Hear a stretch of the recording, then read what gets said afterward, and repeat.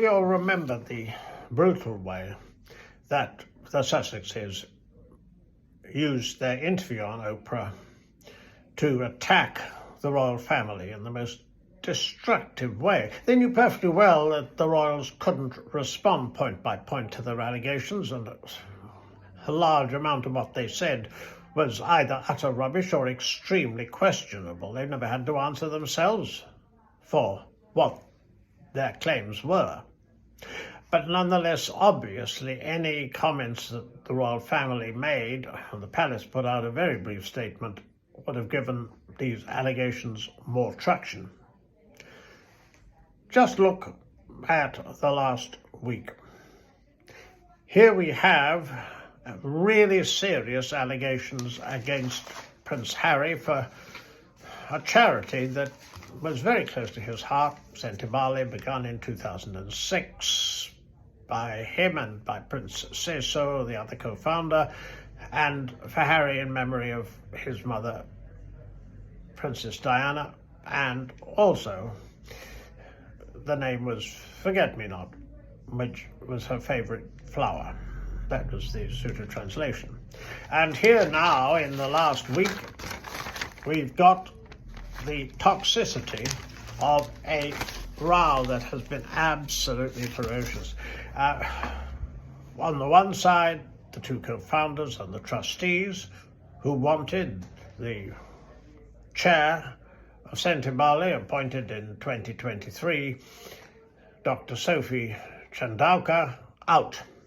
She refused and went to the High Court in Britain, and the trustees all resigned en masse together with the princess. There's no question whatsoever that this has been a toxic episode. And in a very damaging interview on Sky Television with Trevor Phillips, Dr. Sophie personally accused Prince Harry of bullying and harassment. Also, she claimed that she'd been targeted by the Sussex PR machine. Now, this is ironic because it was the Sussexes who claimed, when they were senior working royals, that the Buckingham Palace had been responsible for, or the institution, as they used to call it, of targeting them. And indeed, Harry made allegations that were not dissimilar about Queen Camilla, which crossed a red line when it came to the king. There's no doubt that these charges are extremely serious. She's charged reading that misogynoir, the dislike of black women, proper conduct, poor governance, playing the victim card. All of these we had earlier in the week, and then Harry was targeted himself, though the idea that playing the victim card regarding the press was ironic. Harry, as I say, has always claimed that he was the victim. Who is right here and who is wrong, we obviously cannot tell specifically. But there's absolutely no doubt that this has revived the allegations of bullying.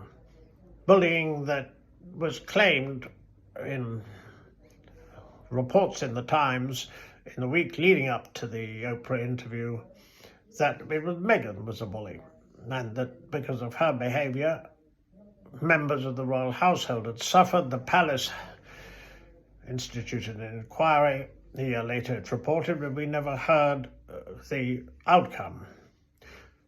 These bullying allegations, well, Meghan has strongly denied any such. But they've reappeared recently in The Hollywood Reporter, where she was called a dictator in high heels, and also in a piece in Vanity Fair.